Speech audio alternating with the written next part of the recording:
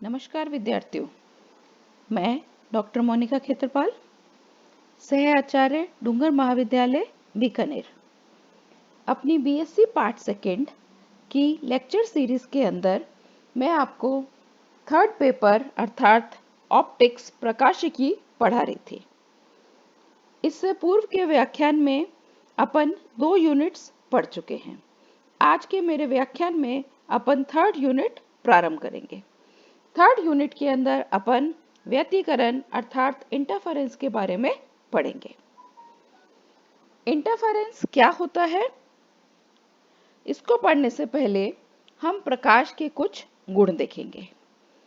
हाइगन ने प्रकाश के लिए ये कहा था कि प्रकाश एक तरंग के रूप में गति करता है, अर्थात लाइट जो है वो एक वेव की फॉर्म में ट्रेवल करती है और उसने तरंग के रूप में गति करते हुए प्रकाश के परावर्तन और अपवर्तन के नियमों को आसानी से समझाया था। क्या अर्थ है इसका? इसका यह अर्थ है कि हाइगन ने लाइट के इंटरफेरेंस और रिफ्लेक्शन के फिनोमिना को इजीली रिफ्लेक्शन और रिफ्रैक्शन के फिनोमिना को इजीली एक्सप्लेन किया था। पर न्यूटन ने क्या माना था कि प्रकाश एक तरंग के रूप में ना गति करके वो कण के रूप में गति करता है। That means, according to Newton, light behave as a particle. इसके बाद में यंग ने व्यतिकरण के सिद्धांत को समझाया। यंग ने क्या समझाया कि हमारे पास 2 या 2 से अधिक तरंगे हैं, वो एक ही जगह पर आ रही हैं, तो हमें उस बिंदु पर परिणामी विक्षोभ निकालना है। तो वो जो विक्षोभ है वो आपतित जो 2 तरंगे हैं उनके विक्षोभ से अलग आएगा। वो जो विक्षोभ है वो किस पर निर्भर करेगा? वो निर्भर करेगा आपतित जो हमारी तरंगे हैं उनके आयाम पे और उनके कला संबंध के ऊपर निर्भर करेगा। तो यंग ने क्या माना कि if we have 2 or more than 2 waves and they are incident at the same point, then at this point the resultant displacement is not the same as the individual waves. How it is obtained? It depends upon the amplitude and the phase relation between incident waves. And this phenomena is termed as interference. तो Thomas ने, young ने एक important phenomena दिया जिसको कि हम व्यतिकरण कहते हैं। अब इस व्यतिकरण के फिनोमिना को समझाने के लिए बाद में यंग ने एक प्रयोग किया जिसको कि यंग का डी स्लिट का प्रयोग कहते हैं, young double slit experiment. Young double slit experiment के हेल्प से हम प्रकाश के व्यतिकरण के प्रभाव को समझेंगे, इंटरफेरेंस को क्लियरली हम समझेंगे। हम इस एक्सपेरिमेंट में क्या लेंगे? यहाँ पर आप विद्यार्थियों देख सकते हैं कि ये S जो है ये एक वर्णीय प्रकाश का स्रोत है। S मेरे पास एक मोनोक्रोमेटिक लाइट सोर्स है। अब मैंने इस मोनोक्रोमेटिक लाइट सोर्स के सामने एक निश्चित दूरी के ऊपर एक आयताकार कागज का गत्ता रखा है। A rectangular cardboard is placed. अब हम इस कार्डबोर्ड के ऊपर इस प्रकाश स्रोत से समान दूरी के ऊपर 2 छेद कर रहे हैं, S1 और S2। इन दोनों छेदों को हम स्लिट कहते हैं। अब ये जो वुडन कार्डबोर्ड था इसके कुछ दूरी के ऊपर मैं स्क्रीन रख रही हूँ। ये हमने यहाँ पर पर्दा दर्शाया है। अब हम क्या कर रहे हैं? जब स्रोत S से प्रकाश निकलता है, प्रकाश हमने कैसा माना है? एक वर्णीय। मोनोक्रोमेटिक लाइट सोर्स हमने लिया है। तो अब ये देखा गया कि ये जो हमारा पर्दा है, इसके ऊपर कहीं जगह तो हमें प्रकाश की तीव्रता अधिकतम मिलती है, कहीं जगह हमें प्रकाश की तीव्रता न्यूनतम मिलती है। That means on the screen we get light at some distance maximum intensity, and at some points the intensity is minimum. We get bright and dark fringes. तो हमें हमारे पर्दे के ऊपर दीप्त तथा अदीप्त फ्रिंजे मिल रही हैं। और ये जो दीप्त और अदीप्त फ्रिंजे यहाँ स्क्रीन के ऊपर आपको दिख रही हैं, ये एकांतर क्रम में मिलती है। मतलब एक दीप्त है, उसके बाद अदीप्त, फिर दीप्त फ्रिंजे, इस तरह से लगातार ये क्रम चलेगा। अब ये जो यंग का डी स्लिट का प्रयोग था, इसको समझने के लिए अपन ये देख सकते हैं कि हमने ये जो प्रकाश का स्रोत लिया है, S एक वर्णीय जो प्रकाश का स्रोत लिया है, इससे प्रकाश की जो किरणें हैं वो टकराती हैं स्लिट S1 और S2 पे। हम प्रकाश को एक तरंगाग वेव फ्रंट के रूप में मान रहे हैं। तो हमारे पास जो प्रकाश का स्रोत है, उससे एक तरंगाग उत्सर्जित हुई, वेव फ्रंट लाइट सोर्स से निकली। S1 और S2 पे जाने के बाद वो दो भागों में बट जाती है, उसको हम द्वितीयक तरंगे कहते हैं। तो हमारे स्रोत S1 और S2 से द्वितीयक तरंगे सेकेंडरी लाइट वेव्स इमर्जेंट हो रही हैं। अब ये जो सेकेंडरी लाइट वेव्स हैं, ये गत्ते के और स्क्रीन के बीच का ये जो रीजन है, इसके बीच में ये फैल जाती हैं। तो द्वितीयक तरंगे हमारी पर्दे और गत्ते के बीच में फैल रही हैं। तो ये जो द्वितीयक तरंगे हैं, ये एक दूसरे के ऊपर अध्यारोपित हो रही हैं, एक दूसरे के ऊपर सुपर इम्पोज हो रही हैं। तो वो पॉइंट्स जहां पर सुपर इम्पोज होकर के ये एक ही कला में अध्यारोपित होती हैं, सेम फेस में सुपर इम्पोज होती हैं, वहां पर हमें इंटेंसिटी जो है वो मैक्सिमम मिलती है। और जहां पर ये सुपर इम्पोजिशन अपोजिट फेस में होता है, वहां पर हमें इंटेंसिटी मिनिमम मिलती है। तो हमें यहाँ पर स्क्रीन के ऊपर वो पॉइंट्स जहां दीप्त फ्रिंजें मिल रही हैं, ब्राइट फ्रिंजेस मिल रही हैं, यहाँ पर ये जो वेव्स हैं, ये सेम फेस में सुपर इम्पोज हुई हैं। समान कला अंतर पे इनके बीच में जो कला अंतर है वो समान था। और जहां हमें डार्क फ्रिंजेस मिल रही हैं, अदीप्त फ्रिंजें मिल रही हैं, वहां ये अपोजिट फेस में सुपर इम्पोज हुई हैं। तो ये हमारा यंग का द्विस्लिट का प्रयोग है। अब यंग के द्विस्लिट को प्रयोग को समझने के लिए, इसका गणितीय रूप समझने के लिए हम अध्यारोपण के सिद्धांत को देखेंगे। अध्यारोपण का सिद्धांत अर्थात प्रिंसिपल ऑफ सुपरपोजिशन। क्या है प्रिंसिपल ऑफ सुपरपोजिशन? हम क्या मान रहे हैं, हमारे पास तरंगे हैं, प्रकाश की तरंगे हैं, उनको हम एक ही क्षेत्र में गुजार रहे हैं। अगर वो किसी एक बिंदु पर आ रही हैं, तो उस बिंदु पर हमारा परिणामी विक्षोभ जो होगा, वो परिणामी विक्षोभ अलग अलग तरंगों के विक्षोभ के सदिश योग के बराबर होगा। क्या अर्थ है इसका? I am considering two or more than two light waves traveling in the same region.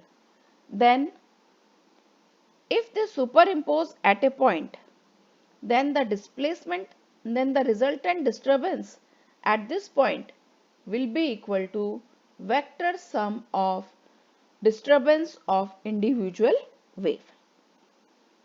तो हमारी जो तरंगे हैं उनका विक्षोभ मैं मान रही हूं E1, E2, E3 के बराबर। तो किसी बिंदु पर मेरे पास परिणामी विक्षोभ किसके बराबर आ जाएगा? उनके वेक्टर सम के बराबर। तो परिणामी जो विक्षोभ है, रिजल्टेंट डिस्प्लेसमेंट है, उसको मैं कैपिटल E से डिनोट कर रही हूं। तो कैपिटल E का मान कितना आ गया? कैपिटल E बराबर E1 plus E2 plus E3 plus so on. हमने इन सब तरंगों का वेक्टर सम लिया है। अब हमारे पास यंग के द्विस्लिट के प्रयोग को समझने के लिए मैं सिंप्लीफाइड व्यू ले रही हूं और मैं मान रही हूं कि मेरा जो एक वर्णीय प्रकाश स्रोत है उससे मैंने दो प्रकाश स्रोत बना लिए गत्ता रख के, S1 और S2। अब मुझे P बिंदु के ऊपर परिणामी तीव्रता का मान निकालना है। I have to find the resultant intensity at point P। पहले वाले प्रकाश स्रोत अर्थात S1 से P बिंदु की दूरी मानी है x1। इसी तरह दूसरे प्रकाश स्रोत S2 से P बिंदु की दूरी मैंने मानी है x2। और ये जो दो मेरे प्रकाश स्रोत हैं, इनसे जो तरंगे निकल रही हैं उनकी आवृत्ति और तरंग दैर्ध्य मैंने समान मानी है। Frequency that and wavelength of light emitted by the sources are same। और इनसे जो प्रकाश निकल रहा है उसका आयाम मान रही हूं E01 पहले स्रोत से, और दूसरे स्रोत से जो प्रकाश निकल रही है उसका आयाम मैंने माना है E02। अब हम ले रहे हैं कि ये जो हमारे दो प्रकाश स्रोत हैं इनसे जो तरंगे निकल रही हैं, इन तरंगों का प्रारंभिक कला phi1 और phi2 है। Let the initial phase of light waves emitted from S1 and S2 be phi1 and phi2। ये मानने पर हम हमारी जो प्रकाश की तरंगे हैं उनको निम्न समीकरणों से लिख सकते हैं। पहली तरंग के लिए E1 का मान E01 sin omega t minus kx1 plus phi1। इसी तरह जो स्रोत S2 से निकल रही है उस तरंग को हम लिख सकते हैं E2 बराबर E02 sin omega t minus kx2 plus phi2। phi1 phi2 हम मान चुके हैं, प्रारंभिक कला इनिशियल फेस है। ओमेगा क्या है? ओमेगा है आवृत्ति 2 पाई अपॉन टी, और k मेरे पास वेव वेक्टर है, k का मान होता है 2 पाई बाय लैम्डा। लैम्डा प्रकाश स्रोत जो हमने माना है S, उससे निकली हुई तरंगों की तरंग दैर्ध्य वेवलेंथ का मान है। अब अध्यारोपण का सिद्धांत क्या कहता है? P बिंदु के ऊपर परिणामी विक्षोभ रिजल्टेंट डिस्टर्बेंस इन दोनों के बीजगणितीय योग के बराबर आएगी। Will be equal to the vector sum of light waves emitted from the two sources। तो E का मान कितना आ गया? E1 plus E2। E1 E2 के मान रख दूं। E1 का मान है E01 sin omega t minus kx1 plus phi1। इसी तरह ये मेरे पास E2 का मान मैंने रखा है। अब साइन A माइनस बी का फॉर्मूला लगा के मैंने इसको खोल लिया। यह आ जाएगा E01 sin omega t cos kx1 minus phi1 minus E01 cos omega t sin kx1 minus phi1। ये तो आया फर्स्ट टर्म से। ऐसे ही सेकंड टर्म में भी दो टर्म्स आ जाएंगी। अब इसको सॉल्व करने के लिए हम क्या कर रहे हैं, साइन ओमेगा टी की दो टर्म्स जो मेरे पास हैं, इन दोनों टर्म्स को मैंने एक साथ ले लिया। साइन ओमेगा टी मैंने कॉमन ले लिया। अब बाकी की जो दो टर्म्स हैं इनमें कॉमन फैक्टर है माइनस कॉस ओमेगा टी, इसको हमने बाहर ले लिया। इस समीकरण को हल करने के लिए ये जो फर्स्ट टर्म है, इसके ब्रैकेट में ये जो टर्म है, इसको मान रही हूं मैं a cos थीटा, और जो मेरी सेकेंड टर्म है, ब्रैकेट टर्म को मैंने माना a sin थीटा। तो मेरे पास परिणामी रिजल्टेंट e का मान आ गया a sin omega T cos theta minus a cos omega T sin theta. a common ले लें तो ये किसका फॉर्मूला बन गया विद्यार्थियों? sin omega T minus theta. तो ये वाला जो समीकरण है, इसके अंदर a मेरे पास क्या है? जो परिणामी तरंग है उसका आयाम, एम्पलीट्यूड ऑफ रिजल्टेंट वेव, और थीटा क्या है? कला कोण, फेस एंगल मेरे पास थीटा है। मुझे P बिंदु के ऊपर परिणामी तीव्रता का मान निकालना है। I have to find the intensity at the point A। Intensity को हम एम्पलीट्यूड की हेल्प से निकाल सकते हैं। तो मैं मेरा एम्पलीट्यूड पहले निकालूंगी, आयाम का मान हम निकालेंगे। आयाम का मान हम कैसे निकाल रहे हैं? हमारे ये दो समीकरण हैं, फोर्थ और फिफ्थ, इनको हम वर्क करके जोड़ रहे हैं। वर्क करके जोड़ें तो हमारे पास लेफ्ट हैंड साइड के अंदर ये टर्म क्या आ जाएगी? a square cos square theta, और यहाँ आएगा a square sine square theta. तो मिलके क्या बन जाएगा? a square. अब इसको स्क्वायर करूं और इसके अंदर जोड़ रही हूं, तो हमारे पास ये वाला समीकरण समीकरण 7 के रूप में आ जाएगा। समीकरण 7 के अंदर हमने x2 माइनस x1 इसको रखा हुआ है डेल्टा के बराबर। डेल्टा क्या है? पथांतर, पाथ डिफरेंस। और phi2 माइनस phi1 इसको मैंने रखा है phi। phi1 और phi2 क्या है? प्रारंभिक कला है दो तरंगों की, तो प्रारंभिक कला अंतर, इनिशियल फेस डिफरेंस मेरे पास है phi के बराबर। आयाम की सहायता से अब हम तीव्रता का मान निकाल रहे हैं। प्रकाश की तीव्रता, इंटेंसिटी, ये समानुपाती होती है एम्पलीट्यूड के स्क्वायर के, I proportional to a square. Proportional का साइन हटाएं तो कांस्टेंट आता है, प्रोपोर्शनैलिटी कांस्टेंट मैंने लिया है k, तो I का मान आ गया k a स्क्वायर के बराबर। तो यहाँ पर मैं I का मान निकाल रही हूँ, दोनों साइड्स में k से मल्टीप्लाई कर रही हूँ, तो ये क्या आ गया? k square. और यहाँ पर राइट हैंड साइड के अंदर जो पहली टर्म है, ये क्या टर्म है? k e01 का स्क्वायर। k e01 का स्क्वायर, ये क्या आएगा? हमारी जो पहली तरंग है उसकी तीव्रता I1 के बराबर। इसी तरह k e02 का स्क्वायर, ये क्या आएगा?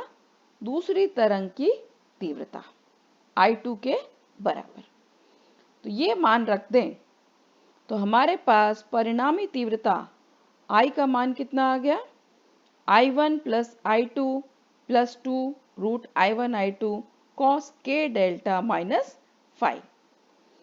तो यहाँ से अपन देख सकते हैं कि जो हमारी P बिंदु के ऊपर परिणामी तीव्रता आ रही है, वो किसके ऊपर निर्भर कर रही है? कला अंतर, कुल कला अंतर जो कि है k डेल्टा माइनस phi, इसके ऊपर निर्भर करती है। यहाँ पर डेल्टा क्या चीज है? पथांतर, पाथ डिफरेंस। phi क्या चीज है? प्रारंभिक कला अंतर। प्रारंभिक कला अंतर मैं मानूं कि मेरे पास जो मैंने दो तरंगे मानी हैं, S1 और S2 से उत्सर्जित तरंगे, उनका प्रारंभिक कला, इनिशियल फेस बराबर है। बराबर होते ही क्या आ गया? phi1 बराबर phi2।